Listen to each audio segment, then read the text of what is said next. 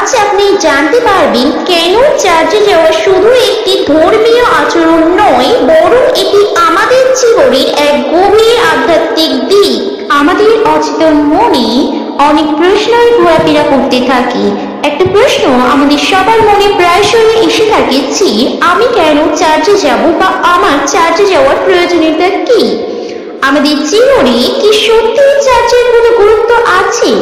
Church কি শুধু একটি ভবন, নাকি এর পিছনে লুকিয়ে আছে গভীর আধ্যাত্মিক রহস্য?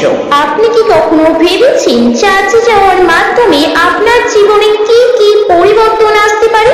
হয়তো আপনার মনে প্রশ্ন জাগে, চার্চে যাওয়ার দরকার কি? এই ভিডিওটি আপনার জন্য। এখানে আমরা জানাবো কেন চার্চে যাওয়া শুধু ধর্মীয় দায়িত্ব নয়, বরং এটি আমাদের জীবনে আধ্যাত্মিক, মানসিক শান্তি ও সামাজিক বন্ধন এবং জীবনের গভীর উদ্দেশ্য খুঁজে পেতে সাহায্য করে। এই ভিডিওটি আমরা 5টি ভাগে দেখব।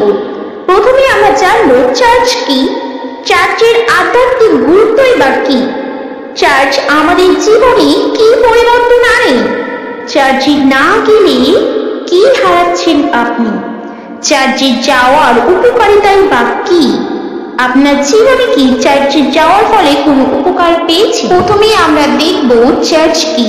চার্চ কি এই বিষয়ে তো ডিটেলসে বলা এই ভিডিওর মধ্যে সম্ভব নয়। যদি আপনি এটি ডিটেলসে জানতে আগ্রহী হন তাহলে অবশ্যই কমেন্ট করুন। চার্চ হলো সেই জায়গা যেখানে ঈশ্বরের সঙ্গে আমাদের সম্পর্ক আরো গভীর হয় এবং আমরা একে অপরের সঙ্গে ঈশ্বরের ভালোবাসা ভাগ করে নিই। এটি শুধুমাত্র একটি ভবন নয়, বরং একটি জীবন্ত সম্প্রদায় যা বিশ্বাস, ভালোবাসা এবং সেবার উপরে ভিত্তি করে গঠিত। আপনারা হলেন ঈশ্বরের মন্দির এবং ঈশ্বরের আত্মা আপনাদের মধ্যে বাস করে। 1 করিন্থীয় 3:30। চার্চ কথাটির অর্থ হচ্ছে চার্চ মূলত একটি খ্রিস্টান উপাসনালয়।